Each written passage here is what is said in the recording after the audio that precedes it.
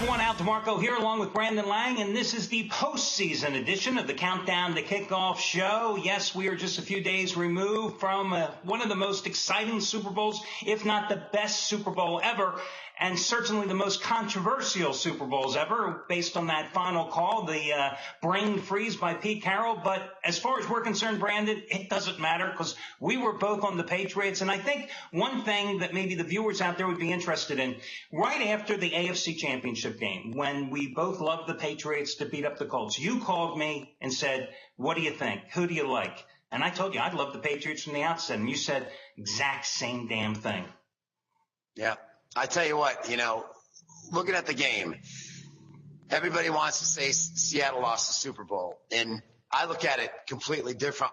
New England should have blew them out. And when your quarterback, Tom Brady, goes 38 of 50 for 320 yards, 11 of 13 in the fourth quarter for $125 and 4 touchdowns, they went up and down the field on them. If you look at Seattle offensively, they had the one Hail Mary pass on the first touchdown drive of the second quarter, 2 defensive breakdowns on the second touchdown drive at the end of the half. And then in the third quarter, the only conventional drive they had was the field goal drive. And then the fourth touchdown or the third touchdown was the Brady interception. So they really didn't, on the whole scheme of things, as you and I handicapped, didn't do much offensively like New England did. But you let a good team hang around like Seattle, you're going to need some magic in the end. And who better for Bill Belichick to coach up an undrafted free agent rookie out of West Alabama, who the Patriots were on 2 years before in college. Again, just the genius of Bill Belichick. I mean, listen, at the end of the game, if you won with New England, there is no right side or wrong side. If you won with New England, you're extremely fortunate. And if you lost with Seattle, it was one of those things. I mean, you were 20 seconds, 1 yard, and maybe one play away, if that play had been Marshawn Lynch running into the end zone. Certainly an interesting game, and it certainly deserved to set all types of television records because it was entertaining. But I'm with you. I mean, when you think about the Brady interception in the red zone in the first half, late in the second quarter, I mean, that was an easy 7 points that the Patriots left on the field. And if it wasn't for 2 bad breakdowns by the New England secondary that allowed long passes and an incredible juggling catch there by Matthews, the CFL import, no catches in the regular season, and he almost was on the verge of having one of the greatest catches if he had just gone another yard and gotten up and gone into the end zone. I mean, it was one of those fluky plays, and yet at the end of the day, they don't give you any less money when you go cash out the winning ticket, as we found out on the Patriots, because you were lucky. You were fortunate that Pete Carroll just had one of the dumbest play calls ever in the history of maybe football. The hell with the Super Bowl, ever in football. I don't ever remember seeing a game end on such a boneheaded play in any sport in such a dramatic fashion with the national title at stake. I had the good fortune of watching the game with our CEO, Steve Buden, and Steve and I are sitting there, and when Lynch went for 4 yards on first down, I'm yelling to call timeout for New England to save some time for Brady because I'm saying to myself, there is no way we're stopping Marshawn Lynch from the 1 yard line. And yet Belichick didn't call timeout, let the clock run, got inside 40, 35, 34, and then they're scrambling. And then I read online yesterday why Belichick didn't call timeout. See, at second down and 1 from the 1 yard line, Seattle only had one timeout. If they run it there with 34 seconds on the clock and don't get it, they've got to use that last timeout. Well, now you're essentially saying on 3rd and 1 with 30 seconds to go, if you run it there, you don't have time to get your field goal unit on the field, field goal unit off the field. So you're essentially announcing to the world by running it on second down and not getting it that the 3rd down play is a pass play. So by Belichick not calling timeout, he forced the Seahawks' hand into calling a pass. If it's incomplete, now on 3rd down, you can run it, use that last timeout, and decide what you're going to do on 4th down. The genius of Bill Belichick, foreseeing all that. His coordinators telling him to call timeout, and he says, no, let's let this play out. Let's call a base defense for goal line. Let's look if they're going to run that slant pattern. And as I said, what a play by an undrafted rookie to get the job done. The genius of Bill Belichick, and for us, paid off at the ticket window. Well, and the announcers, I believe it was Al Michaels and Chris Collinsworth, they're debating whether or not the Patriots should just let Seattle get the quick score because then they'll have some time left on the clock. I mean, astronomical odds against you then taking the kickoff, taking the touchback because you don't want to have any time go off the clock, and 2 long Hail Mary passes of getting in position to get the game time field goal. Then at that point, if Seattle had scored, to go for overtime. I mean, percentage-wise, it was the wise move, because if you allow them to score, you remove all possibilities of a fumble, an interception, as we saw. I mean, 3 things are going to happen. You're going to fumble, you're going to have an interception, or you're going to go ahead and score. So, I mean, in essence, as handicappers and guys that deal with odds all day long, I'm sitting here going, why would you let somebody go ahead and score? There's 20 seconds. Ain't nothing you're going to do in 20 seconds getting the ball back in the Super Bowl. You know, we're watching that last drive by the New England Patriots, and we had a lot of good prop bets, you and I. We had some great ones. Some didn't come in, but I remember sitting here talking to you on our video last week, and I said it wouldn't surprise me if the game went to overtime. What a great call that would have been had New England kicked a field goal and we got to overtime. But I had the coin toss. I think you went heads, I went tails. We both had over in the national anthem, so good start there. And I don't know if you read the story online about how one casino took it off the board because they got late action out of Arizona on 5 or 6 new accounts that evidently somebody watched rehearsals and saw she went over and bet it, so they suspended betting. But overall, for me, the first half ending in a tie, 16-1. As disappointed as I was giving up the score, you're still happy you got the 16-1. But overall, I think Russell Wilson under 220 passing yards. He went over that. Field goal more than 40 yards, lost that. But overall, from a prop standpoint, pretty excited. But of course, when you hit a 16-1, a lot to be excited about. And again, the prop plays, and I'll use the Idina Menzel thing as a prime example. I just think the prop plays are ridiculous. They're great for guys like us to talk about. Radio hosts love to kibitz about it, with us and stuff. But the reality is that they're just additional ways for sports books to grab money out of your pocket. And I've never understood it. And when you think about it, I was worried about the national anthem time because the day before the game, or 2 days before the game, I read an interview with Menzel, who was very well aware of how long she had sung the national anthem and what the time was. And I'm thinking, if anything, please, let's remove some of these ridiculous props. My best prop in the whole game was Julian Edelman, having over, I think it was 63 and a half yards or something like that in terms of his receiving yards.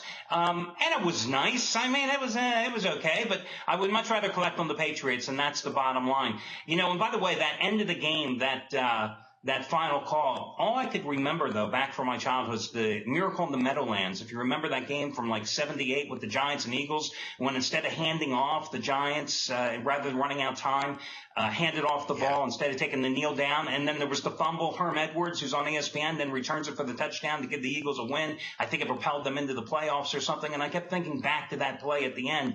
But I'm going, again, maybe Pete Carroll didn't want Marshawn Lynch to be MVP. Could you imagine the NFL's nightmare if Marshawn Lynch had scored that game? He already had 102 yards. If he had scored that touchdown, the guy who absolutely objected to talking to the media would have been the game's MVP. Could you see him? Hey, I'm going to Disneyland. I just don't think that would have floated with the NFL.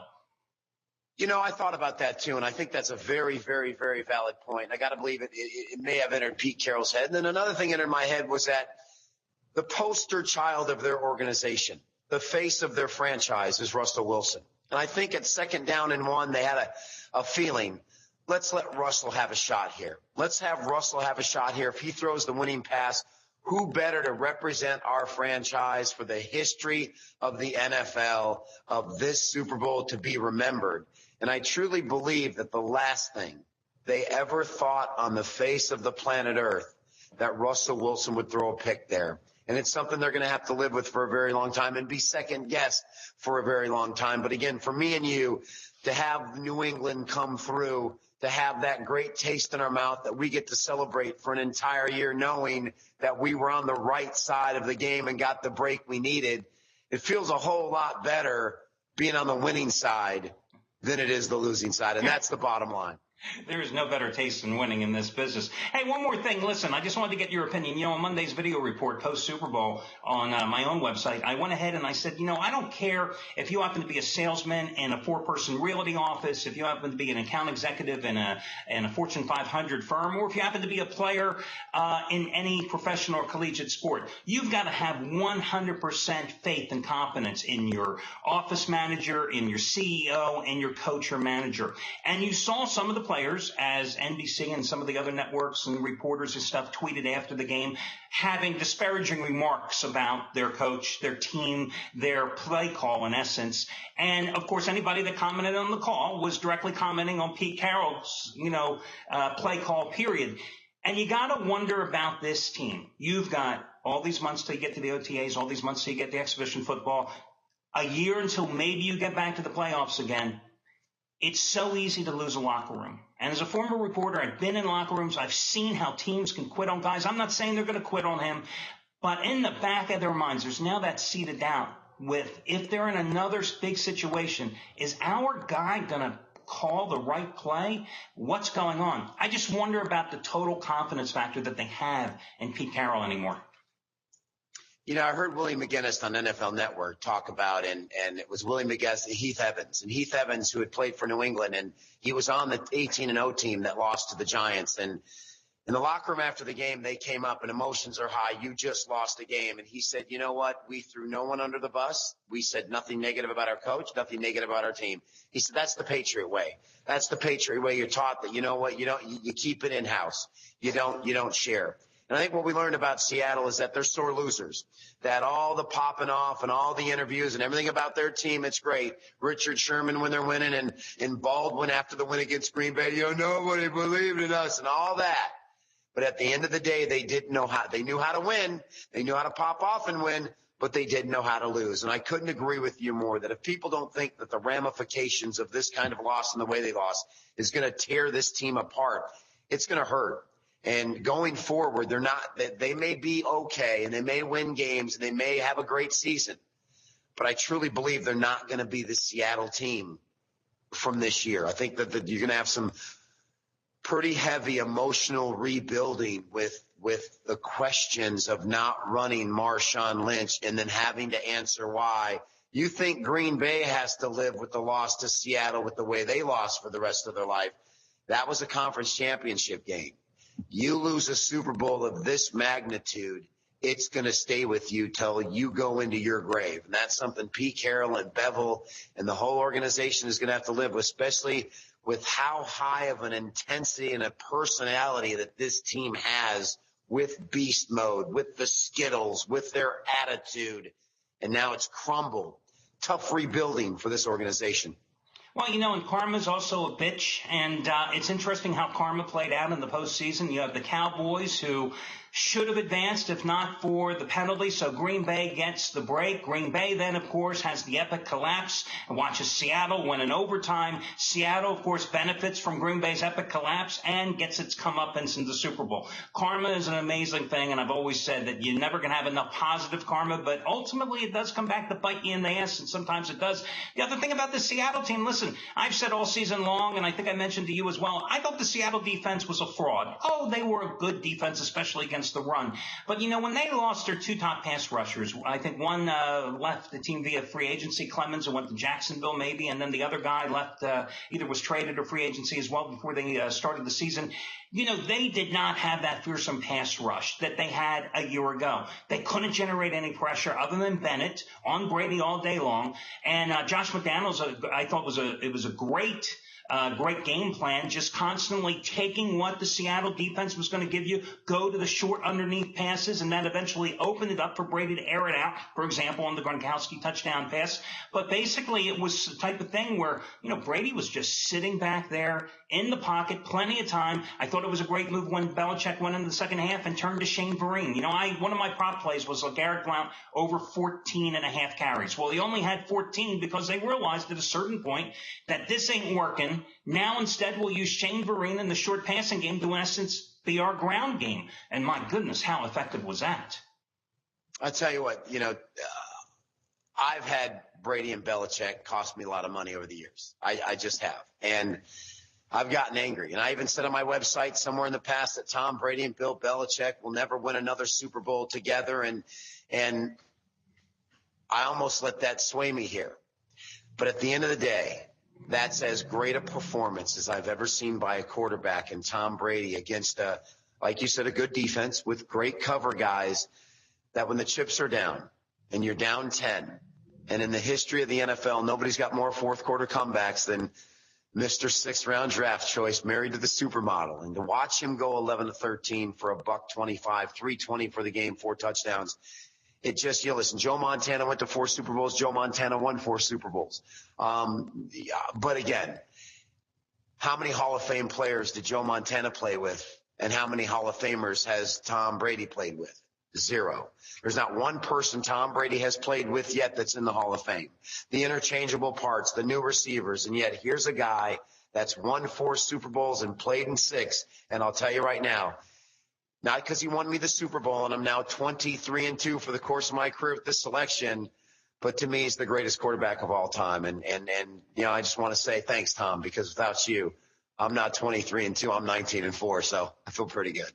Hey, listen, I don't think anybody, even the most ardent of Patriots fans and Bostonians, would have ever thought the Patriots would even advance to the Super Bowl after that Monday night debacle against Kansas City early in the season. I never thought any way that they would do it. But they go out and pick up a couple of spare parts. They get Blount after he gets cut by the Steelers, and suddenly he rejuvenates their ground game by giving them the big bruising back they were missing. The Patriots, at the start of the season, they got no wide receivers. Tom Brady doesn't have anything to work with. And he makes do with what he has. He doesn't sit there and whine and say, oh, gee, I wish I had an all-pro flanker. He just makes do. I'll do it. I'll live with Julian Edelman. We'll have him, have 90-some catches and average just like under 8 yards a catch. But that's okay. We can live with it. They make do with what they have. And that's the genius, and I think, of the Patriots, because in every essence of the world, yes, it's great to have the greatest quarterback there. But otherwise, it's just a bunch of parts that mesh as well as a team. And ultimately, that's generally what makes teams win and win on a consistent basis in this era of a salary cap and free agency where it's so hard to keep the players, the parts around you. But that's not the case with the Patriots, because other than Gronkowski and other than Tom Brady, who would you single out on that team and say, oh, my God, we cannot survive another year without that guy? There's nobody. I remember watching Junior Edelman played quarterback at Kent State. I remember it like yesterday. I just remember the option quarterback, Junior Edelman at Kent State. Years ago, I think I used Kent State -3.5 at home, and he turned it over, and I was like, this guy's just a horrible quarterback.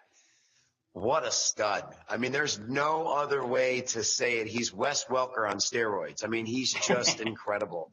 And what a ball game he had, and Gronk with some big catches. And at the end of the day, congratulations to Bill Belichick and Tom Brady for just another great job of putting a team together. And I agree with you. After the Kansas City loss, and I had Kansas City that night, and I was never happier. And take that, Brady and Belichick. And what Belichick say after that game? Hey, we just got to coach him up. That's all we got to do. We got to coach him up. We got to get better. And boy, did Bill Belichick get better. So now it's done with football. We got March Madness coming up. The Final Four will be here before we know it. And you and I, we love handicapping college basketball, so I'll figure we'll take a quick shot here as we close it out with who you think the Final Four will be. I think it's going to be Wisconsin, Arizona, Kentucky, and in that 4th slot, I'm going to go with the sleeper. I'd love to say Notre Dame, but I don't think they got the inside presence to get there. I think Duke's still young at the point guard spot. So I think that 4th spot is going to be a sleeper. We may see a VCU again or maybe a Miami Hurricane if they get their stuff together. But 3 of my top 4 in the Final Four, I'm going to stay with Wisconsin, Kentucky, and Arizona, I think. But the 4th one, I don't know yet. But I think that 4th Final Four team is going to be that George Mason. I just don't know who that George Mason is right now. I still worry about Kentucky in terms of their offense, because there's only so many 58, 55 games that you can win. And I think that's what's going to happen in the postseason when everybody looks to go to that half-court game and they've got all the big guys, but they're not a great shooting team. But I can certainly see them moving through. Arizona, I've been riding Arizona so much this season, but I do question whether this team can win on the road. A team that goes to Oregon State and loses in Corvallis, a team that goes to UNLV and loses to the Rebels, I worry about that when you get them out of the McHale Center in Tucson. I like Virginia.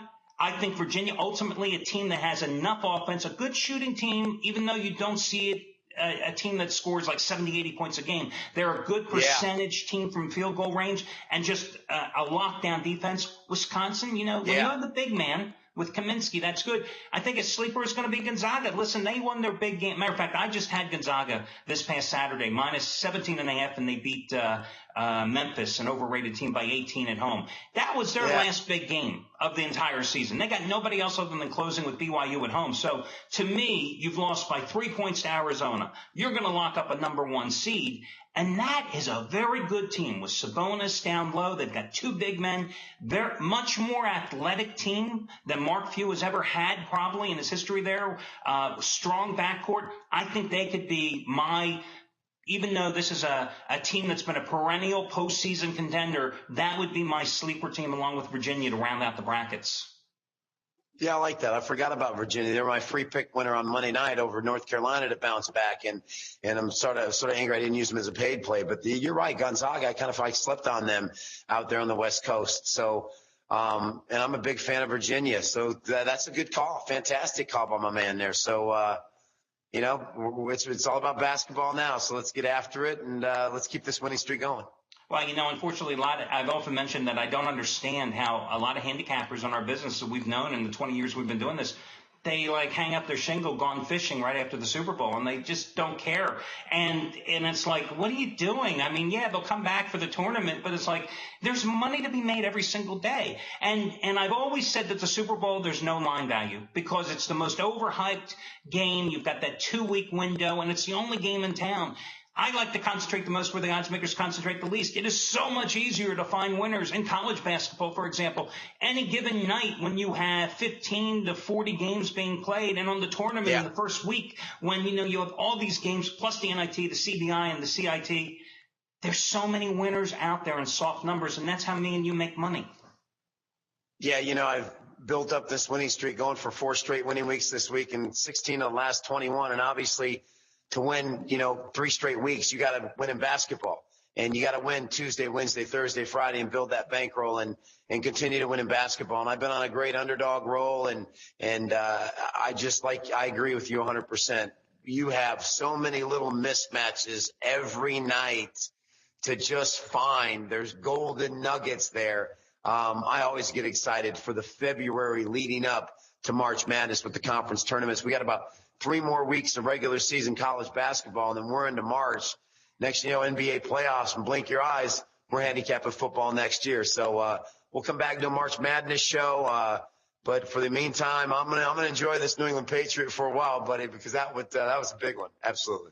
I hear you. Okay, guys, that'll be the last official edition of the Countdown to Kickoff show until next year. I don't know what we'll call our March Madness show, but we'll come up with some catchy title for you. And, of course, we'll be talking about setting up brackets. Remember, come tournament time, all the handicappers, Brandon and myself as well, we'll have all our brackets here on the site for you to download. And I often tell guys, the advantage that we have when it comes to doing brackets, unlike the most writers out there, unlike most media guys, unlike most casual fans, is that we're not casual fans. That is handicappers, that we're constantly looking at the Horizon League, the Big West, the West Coast Conference. We're well versed on those teams from Conference USA, the at-large qualifiers that get in, the small-time conferences that get in from Ohio Valley. We've seen these teams, and we have a background on these teams and a knowledge. We don't have to go, let's go to Yahoo and do a search here for Texas Arlington. Yeah. And that gives us an inherent advantage when it comes to doing brackets. Absolutely. And, I don't know if we'll win $1 million. I'm sure Buffett's going to do it again, get everybody excited. But we'll get you through the Final Four and guide you through it. And there's a lot of money to be made in March Madness in the conference tournament. So stay right here, everybody, and we'll make you some money. Okay, guys, for Brandon Lang, Al DeMarco here, and we will catch you in just a few weeks for March Madness and again next season every single week with the Countdown to Kickoff show.